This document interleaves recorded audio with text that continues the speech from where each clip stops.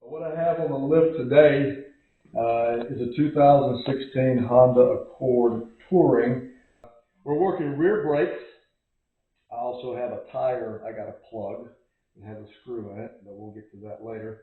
So to accomplish this task, I've already pulled the wheel off, as you can see, and I went ahead and I pulled the caliper off the bracket. You can see where I'm at on that. That's the caliper off the bracket, and that takes the wrench size for that's 14 millimeter, and it will come off the. There are two brackets, one on the brake hose. It is helpful to take the bolt out. That one was also that was a 12 millimeter, and there is a emergency brake cable bracket on the front side. One bolt, they're both the same bolts. I'll show you what they look like. These right here, two are the same. That gives you a lot more movement of your caliper, because we have some work to do on that as far as screwing back in the piston, because it does have the emergency brake tied into the caliper, as so many of them do. So the rotors, I'm going to take them off and measure them, and they're going to be turned.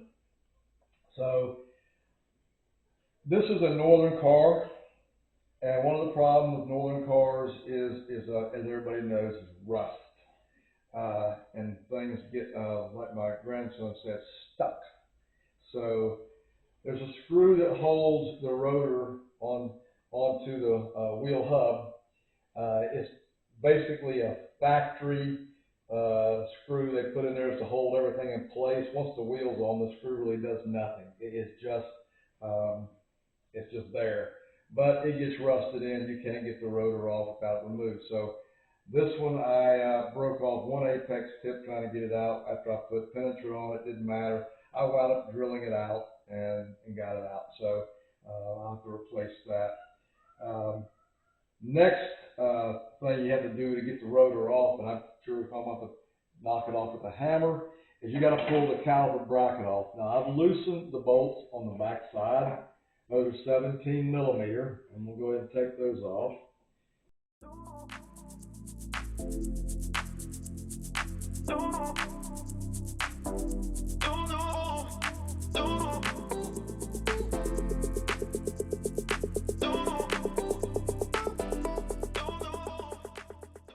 There's the two bolts for the bracket.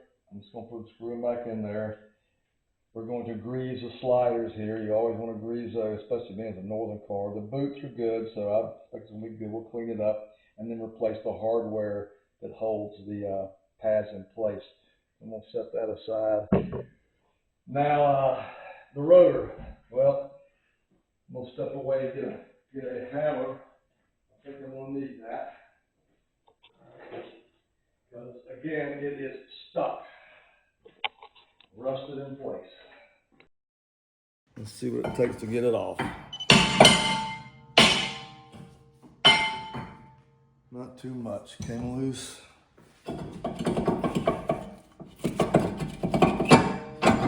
All right, rotor's removed. And it's always a good time to inspect for any play in your wheel bearing. This is only a front wheel drive, not an all wheel drive car. But they feel tight, they feel good, no grinding, no noises out of them. It's a good time for that. So here's the rotor. Again, a lot of your cars, they put brake pads in here for your emergency brake. This one is not straight. So we're going to get this the surface reface on a lathe at the parts store where I gotta get my pads. So I'm gonna set that aside. Go to the shop. Next thing up that we need to do is screw the caliper pistons back in. I don't know if they can see over here, Jordan, but let's see. So when you have a piston that has either a slot or this is in this case 2 slots, and the emergency brake cable is attached to it, as the brakes wear, the piston obviously comes out to displace the wear of the pads. But in this application, it actually screws itself out, so you have to screw it back in. Many people have taken calipers off, try to put a C-clamp on it, just push it back in. That does not work. You have to screw it in. So I have several different tools to accomplish this task, but this is what I'm going to use today. It works pretty good, so we'll show you how that's done. Favorite word, right, Jordan? Done. Done. So, all right, come on. There we go. And it takes a bit of doing it. It's not just a couple turns on these. It will screw all the way in.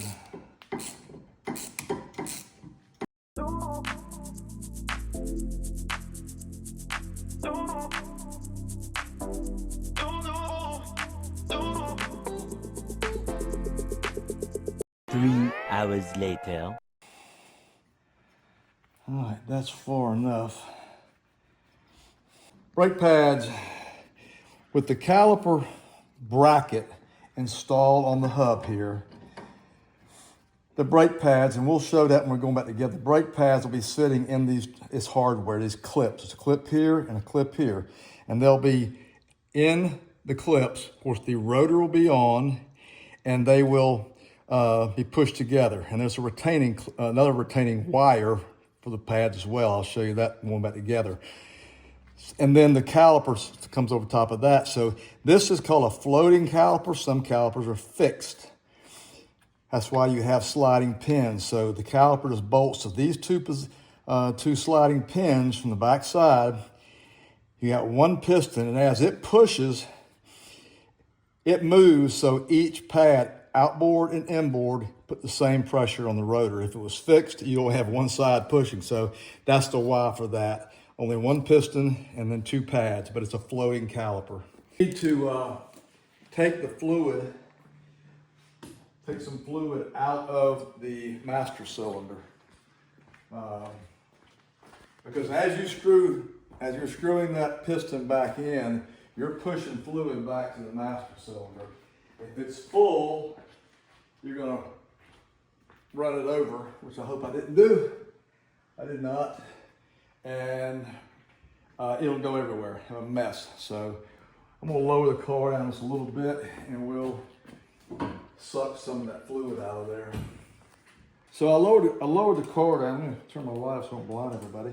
I lowered the car down to get to the master cylinder on this car, right back here. And was pushing that one back in. I'm really close to full on it. If you look at it, you can see it was really close. So we're gonna go ahead and suck some fluid out. You can use a syringe, but it takes a little longer. I have one of these vacuum bleeders, very affordable and very easy to get at Harbor Freight. Good store. So I don't remember, probably less than 20 bucks for this thing. I use it all the time. So let me get some fluid sucked out of here. I just want to show you how it's done.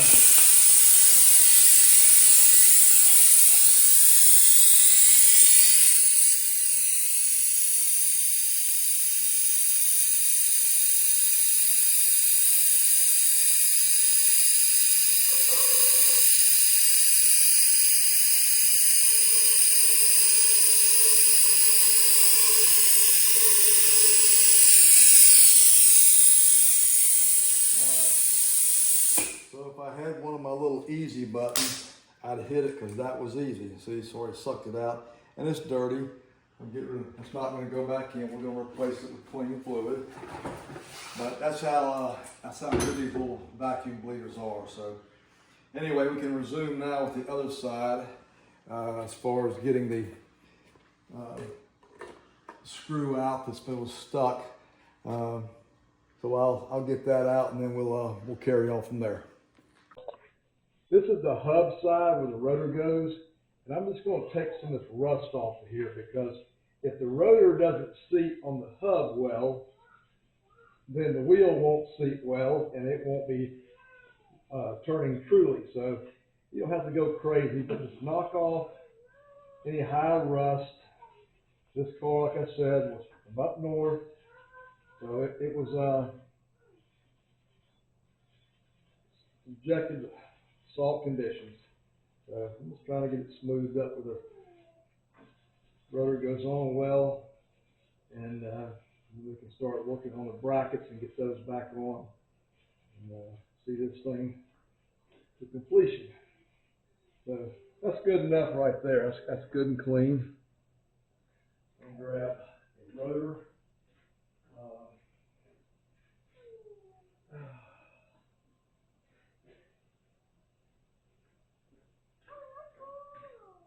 When you get a new one like this, okay, brand new,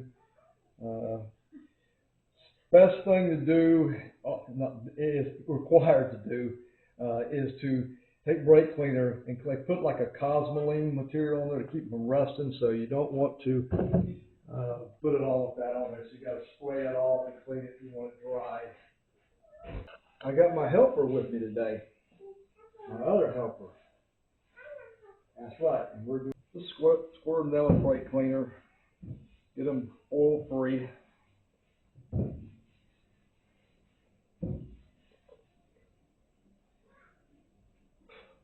And that looks good. Okay. And we're going to line up.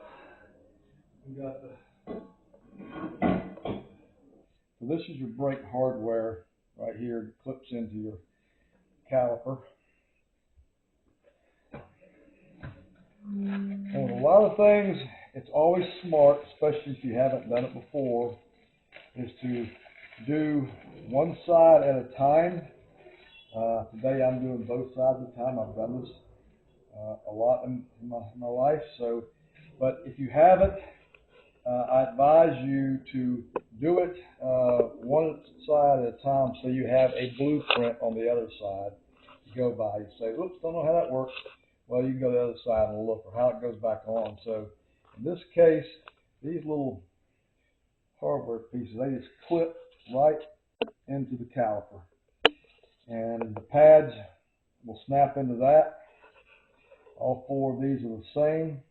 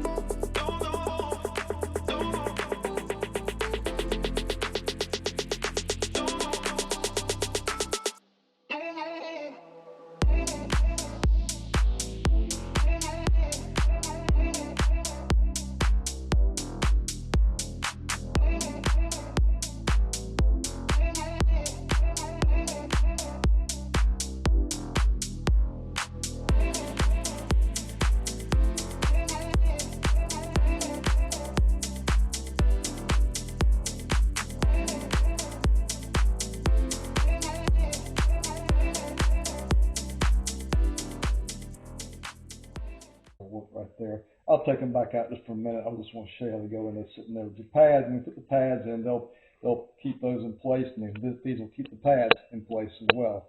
So that's the process for that. These are the little rattle pins that go in the pads. You don't really put those on until you're ready to put the caliper on, but I'll show you where they go. Just to give you an idea of what the difference in these two is, which is huge.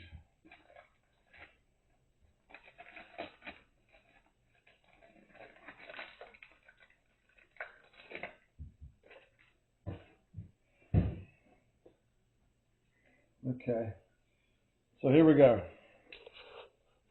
Take that backing plate off before it come off. You can see how little pad was left in that old one and how much is in the new one. That's new. That's worn out. So it's a good example of why we're doing this job. Now, I also got some new screws for these are little retention screws. I'm going to pop one of these in.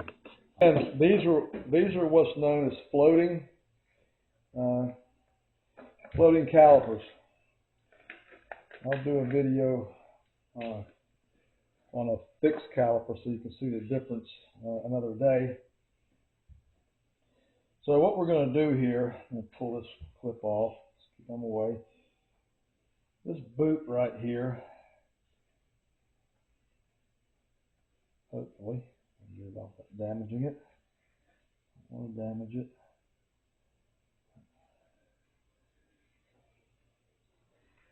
And it's got some corrosion stuff in it too. Definitely a northern car. I'll show you once I get it loose.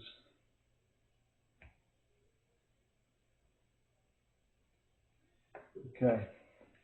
Boots, see the boot back. Okay. Got that one back. And this is a step that so many people skip when they're doing brakes.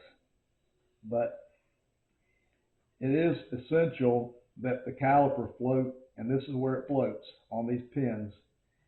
So you really want to do this. You don't do this, because this car is a 2016, they've never been apart. So as you see, they'll be in there for a while. Now I pull one at a time. Typically one of them's got an O-ring on it, and that's the one it does right there. So we'll put that back in its hole. And this is disc brake caliper lube, especially made for this purpose. And you just really want to put a new layer of grease on the pin.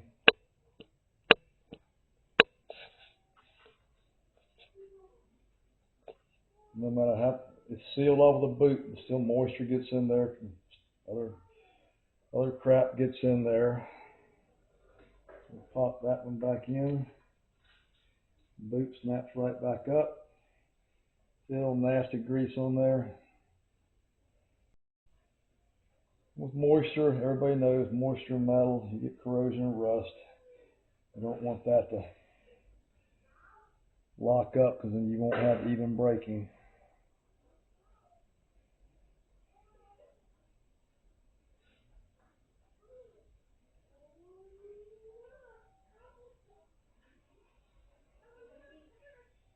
Pop that one back in. Okay. So this one here is done. It's good. I'm pleased with how those work. So we'll pop this other side, and we'll pop the hardware out of it as well.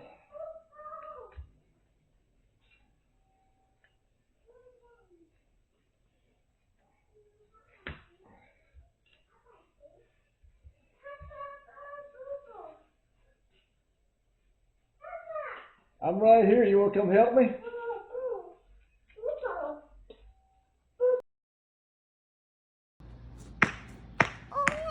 I get it. I'll roll it back to you. I got it. Go up there and throw it to me. Oh no. So brackets cleaned up and lubed. Took some of the rust off of them. Not trying to make it a show car. Let me show you this. So these are the bolts that hold the bracket on. Of course, they thread into the bracket like that. They go on the back side. They kind of go right over top of the rotor. Now I put blue Loctite on there, and that's recommended. You really don't want a lube on these. This is something you don't want to have come off. So I've seen people do that, put anti-seize, whatever lube on them. I just put some blue Loctite. Do not use red. You'll never get it off. You'll need a torch to get it off if you do. So just blue Loctite is very adequate. And of course, like I told you, I put the new rotor on. I put a new retention screw in there. And that's really these two threaded holes right here. If you don't know what those are for, if I just took a hammer and popped it off, but if it's tight and you can't get it off or really rusted on, you can screw bolts in here and it will push the rotor off. So just wanted to bring that to your attention. It's something that's handy. Let me grab my wrench.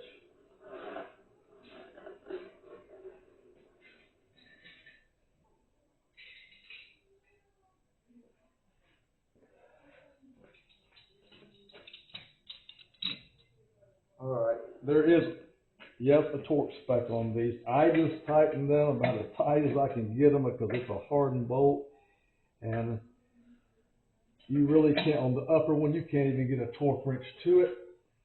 So, because of the ball joint on the control arm, couldn't even do it.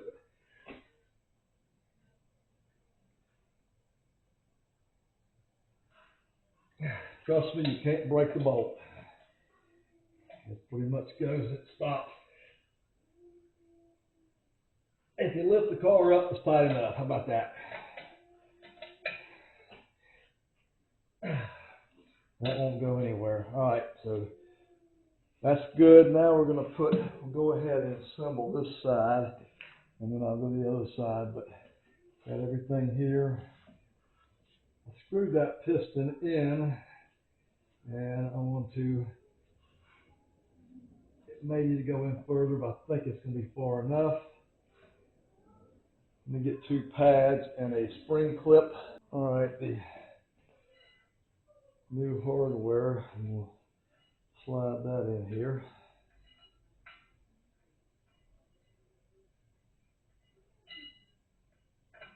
There we go. That one's in.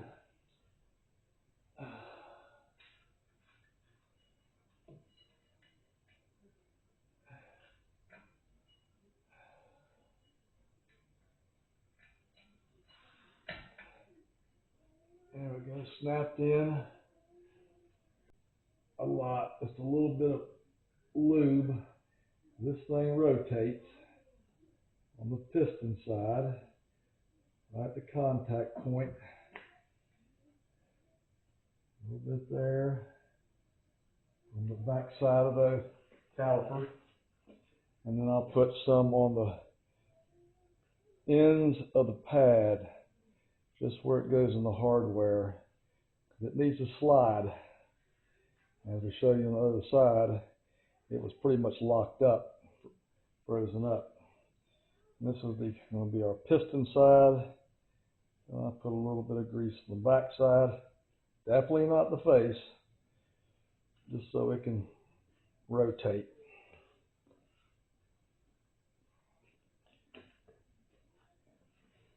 And we're going to try to pop this one in to the hardware. Sometimes it's easy, sometimes it bites you. Alright, that one popped in.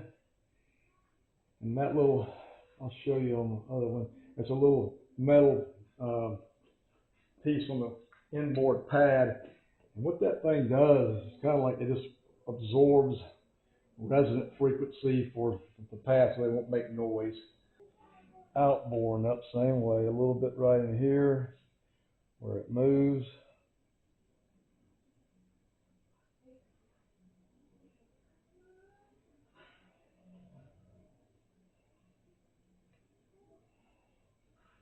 That will be good.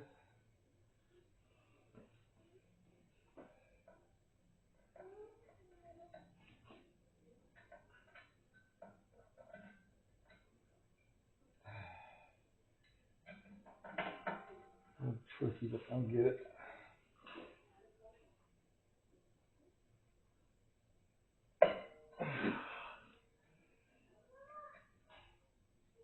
Okay. Now, in the little spring clips right here, you can see those. Okay. And there's holes right in the back of the pad. They stick in. And I'll try to get them there. They can be a little bit finicky, I'm not gonna lie to you. That one's in.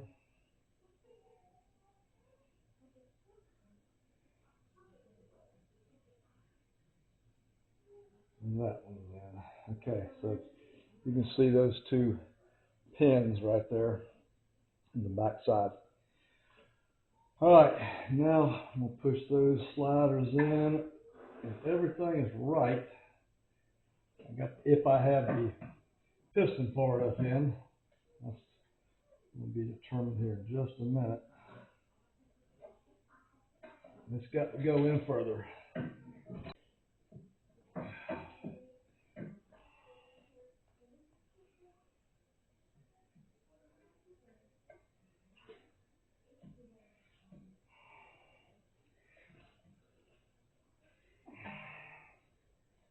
Okay. One down. Okay. That looks good. I'm getting ready to put the two caliper bolts, and they thread into those pins, sliding pins in the bracket that I lubed. So that's what holds the caliper, and that's how it does its thing.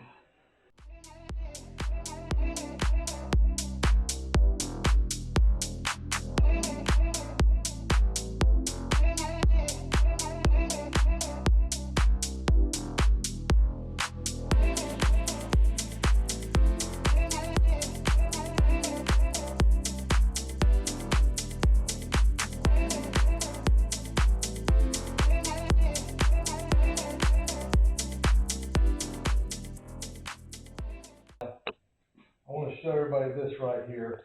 So the pin, you're threading in through the caliper into this pin, and that pin rotates. So you have to put a wrench on the flats of the pin, and then hold it and tighten the bolt. It holds it. Same thing on the bottom. Sometimes they won't rotate, most times they do.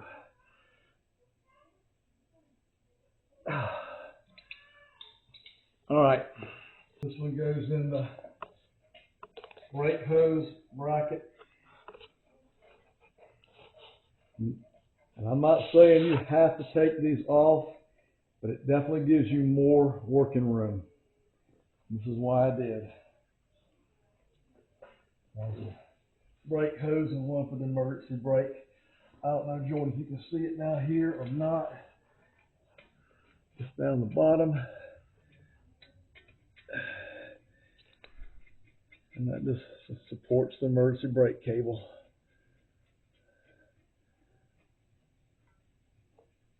And we're at a point now where we're ready to bleed the brakes.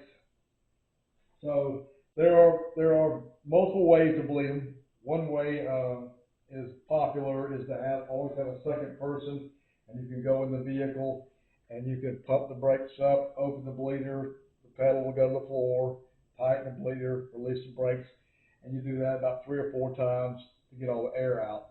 I did not induce any air. I'm just trying to get the old fluid out and flush it with clean fluid. So that's why I sucked the master cylinder out. To start with, got all the old fluid out.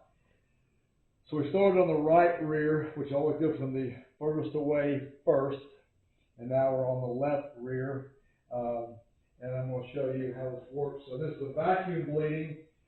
So what's nice about it, at least for me, when I'm working by myself, I can do this job without any help, because all you're doing is just sucking it through the master cylinder. The only key is you have to make sure the master cylinder stays full, or you'll just suck more air in. So here we go. Put the air up. The compressor may come on, so just bear with it.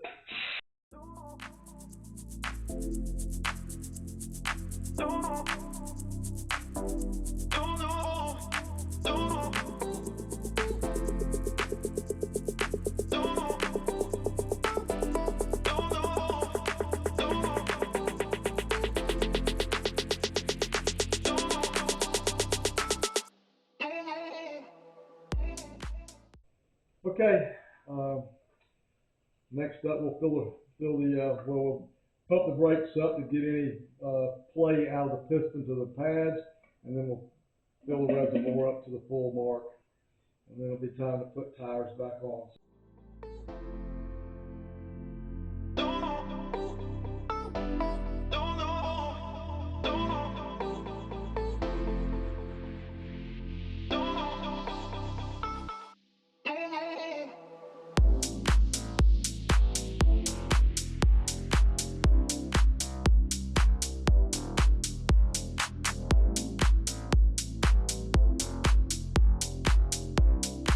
As you can see, the project car of the day is on the ground. Leave you with a phrase I always like to use: done. Cheers to you.